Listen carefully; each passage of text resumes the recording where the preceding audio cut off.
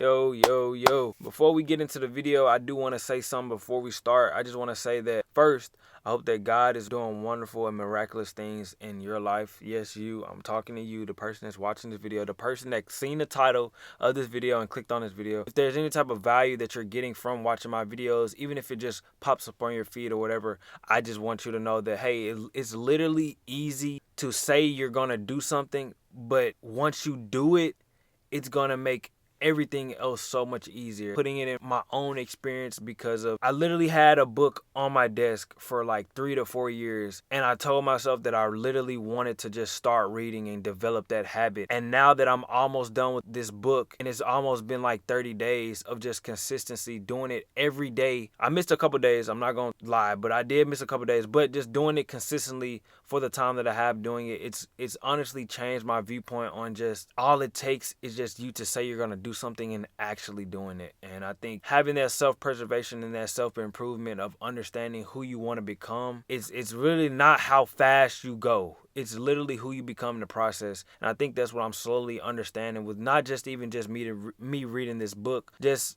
me taking it and carrying it over into everything that I do in my everyday life. But that's all I want to say before we start. It is currently March 2nd at 9 o'clock, as y'all can see. We're going to put the 15 minutes on the clock, man. Let's get to it. So picking up from where we left off from yesterday, currently are in chapter 11, how to turn defeat into victory, and we're on page 236. So it says, it is possible to match every Mr. Skid Row with a Mr. Mediocre and a Mr. Success on every score. Age, intelligence, background, nationality, you name it. With one exception. The one thing you can't match them on is their response to defeat. When the fellow we call Mr. Skid Row gets knocked down, he failed to get back up again. He just laid there, splatted out. Mr. Mediocre got up on his knees, but he crawled away. Ran in the opposite direction, so he sure never to take a beating again. But Mr. Success reacted differently. When he got knocked down, he bounced up, learned a lesson, forgot the beating, and moved upward. One of my closest friends is an exceptionally successful management consultant. When you walk into his office, you feel that you are really uptown. The fine furniture, the carpeting, the busy people, the important clients all tell you his company is preposterous. A cynic might say, cynic. Let's see how to spell this, or how to say this. I think the root word, because it's the root word of cynical, and it means a person who believes that people are motivated by purely self-interest rather than acting for honorable or unselfish reasons. Okay, so it's cynic. Okay, cool. A cynic might say it must have taken a real con man to put across an operation like this, but the cynic will be wrong.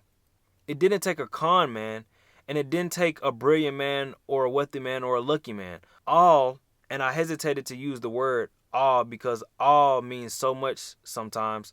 All it took was a persistent man who never thought he was defeated. Facts, you can't think you're defeated, y'all. Like, you can't think you're defeated.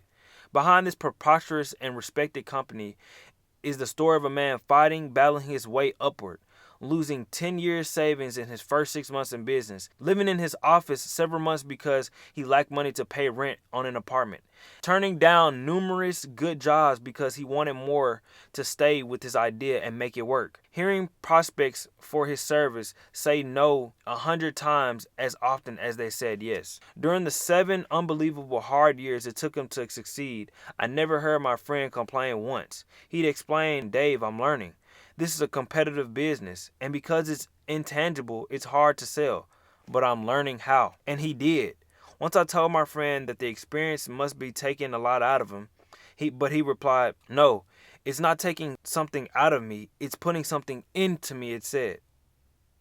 No, it's not taking something out of me, it's putting something into me instead. Check the lives of the people in the who's in America, and you will find that those who have succeeded in a major way have been pounded by losing situations. Each person in this elite corps of successful men has encountered opposition, disagreement, setbacks, and personal misfortune. Read the biographies and autobiographies of great people, and again you discover that each of these people could have surrendered to setbacks many times. Or do this: learn the background of the president of your company or the mayor of your city, or select any person you consider a real success. When you probe, you will discover the individual had overcome big, real obstacles. It is not possible to win high-level success without meeting opposition, hardship, and setback. I'm telling you, y'all, like, you're gonna go through these. You're gonna go through trials and tribulations. You're gonna go through the misfortune moments and the discouraging moments, but you have to keep going. You have to see it through. As long as you see it through in your mind, it's literally gonna pay off. I promise you. It is not possible to win high-level success without meeting opposition, hardships, and setbacks. But it is possible to use setbacks to propel you forward. Let's see how. I saw some commercial airline statistic recently showed that there is only one fatality per billion miles flown. Air travel is a magnificently safe way to go these days. Unfortunately, air accidents still occur. But when they do, the Civil Aviation Administration is on the scene quickly to find out what caused the crash. Fragments of metal are picked up from miles around and pieced together. A variety of experts reconstruct what probably happened. Witnesses and survivors are interviewed. The investigation goes for weeks, months, until the question, what caused the crash, is answered. Once the CAA has the answer, immediate steps are taken to prevent a similar accident from happening again. If the crash was caused by a structural defect, other planes of that type must have the defect corrected. Or if certain instruments are found faulty, corrections must be made. Literally hundreds of safety devices on modern aircraft have been resulted from the CAA investigation. The CAA studies setbacks to pave the way to safer air travel, and it's obvious that their efforts pay off. Doctors use setbacks to pave the way to better health and longer life. Often when a patient dies from an uncertain reason, doctors perform a post-mortem to find out why. In this way, they learn more about the functioning of the human body, and lives of other people are saved. A sales executive friend of mine devotes one entire sales meeting a month to help salesmen discover why they lost important sales. The lost sale is reconstructed and carefully examined. In this way, the salesman learns how to avoid losing similar sales in the future. The football coach who wins more games than he loses goes over the details of each game with his team to point out their mistakes. Some coaches have movies made of each game so the team can literally see its bad moves. The purpose? To play the next game better. CAA officials, successful sales executives, physicians, football coaches, and professionals in every field follow this success principle. Salvage something from every setback. Facts. It's crazy because I'm going to start saying this like at the end of my videos and stuff, but it's like every loss is a dub. That's something that I always go by. Like, every loss is a dub. Anytime you gain something from losing, you're almost gonna know how to not lose again. Say for instance, if you're spending a lot of money and you notice that, man, like, I'm spending a lot of money, I'm not saving anything. If you know that you're not saving money and you know where your money's going, then you can learn to put your money in places to where it can grow better, you know? So I think that's one of the things, like, you know, salvage something from every setback. Learn something from every situation, whether it's good or bad. So it says, when a setback hits us personally, our first impulse is often to become so emotionally upset that we fail to learn the lesson. Professors know that the student's reaction to a failing grade provides a clue to his success potential. When I was a professor at Wayne State University in Detroit some years ago, I had no choice but to turn in a failing grade for a graduating senior. This was a real blow to the student. He had already made graduation plans and canceling them was embarrassing. He was left with two alternatives: retake and pass the course and receive his degree at a later graduation, or quit school without earning a degree. I expected that the student would be disappointed, perhaps even somewhat belligerent, when he learned of his setback. I was right. After I explained that his work was far below passing standards, the student admitted that he hadn't put forth a serious effort in the course. But, he continued, my past record is at least average. Can't you consider that? I pointed out that I could not, because what measures performance once one course at a time. I added that rigid academic codes prohibited changing grades for any reason other than an honest mistake on part of the professor. Then the student, realizing that all avenues toward a grade change were closed, became quite angry. Professor, he said, I could name 50 people in the city who've succeeded in a big way without taking this course or even knowing about it. What's so blasted important about this course? Why should a few bad marks in one course keep me from getting my degree? Thank God, he added, they don't look at things on the outside like you professors do. After that remark, I paused for about 45 seconds. I learned that when you've been sniped at, one fine way to prevent a war of words is to take a long pause before answering. Oh, I like that. Kind of like mellow it out. Like you don't really got to say too much. You kind of, let things marinate, okay? Then I said to the student friend, much of what you say is true. There are many, many highly successful people who know absolutely nothing about the subject matter in this course, and it is possible for you to win success without this knowledge. In the total scheme of life, the course content won't make or break you, but your attitude towards this course may. What do you mean by that, he asked. Just this, I answered. Outside, they grade you just as we grade you. What counts there, just as what counts here, is doing the job. Outside, they won't promote you or pay you more for doing second-class work. That's exactly, bro. You can't be a millionaire with 9-to-5 habits. You can't be a millionaire with a broke person's mindset. It's not gonna work. Like you have to have that level of understanding. If you want to get to where you want to get to, you have to develop those habits first to become that. I paused again to make a certain point that got through. Then I said, may I make a suggestion?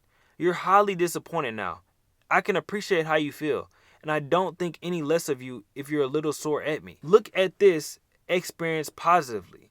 There's a tremendous important lesson here. If you don't produce, you do not get where you want to go. Learn this lesson, and 5 years from now, you'll regret it as one of the most profitable lessons you've learned in all the time you invested here. I was glad when I learned a few days later that the student had re-enrolled for this course. This time he passed with flying colors. After, he made a special call to see me to let me know how much he had appreciated our earlier discussion. I learned something from flunking your course the first time. He said, it may sound odd, but Professor, now that I'm glad I did not pass the first time. Sometimes, yeah, exactly. Like sometimes you got to be okay with, yeah, I might have not passed the first time, but if I can take it the second time, I learn from my mistakes, pass the second time, He said, we can turn setbacks into victories. Find the lesson, apply it, and then look back on defeat and smile. Moviegoers will never regret the great Lionel Barrymore. In 1936, Mr. Barrymore broke his hip. The fracture never healed. Most people thought Mr. Barrymore was finished, but not Mr. Barrymore. He used the setback to pave the way to greater acting success. Timer did go off, but we're at the end of the page, so we can finish this. He used the setback to pave the way to create greater acting success. For the next 18 years, despite pain that never abated. I don't think I've ever heard this word before. Abated.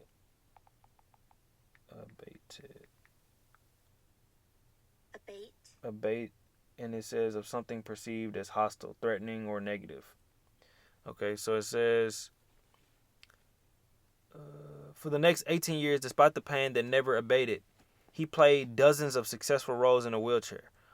On March 15, 1945, W. Colvin Williams was walking behind a tank in France. The tank hit a mine, exploded, and permanently blind Mr. Williams. So we're going to stop right there, y'all. We're going to be currently resuming tomorrow on page 242 in chapter 11, how to turn defeat into victory. Hope you guys got some type of value of the read, man. I just want to, give y'all just some value, just some inspiration, bro. So with all that being said, y'all, I'll see y'all tomorrow. Stay blessed, stay encouraged. Every loss is a dub, and we out.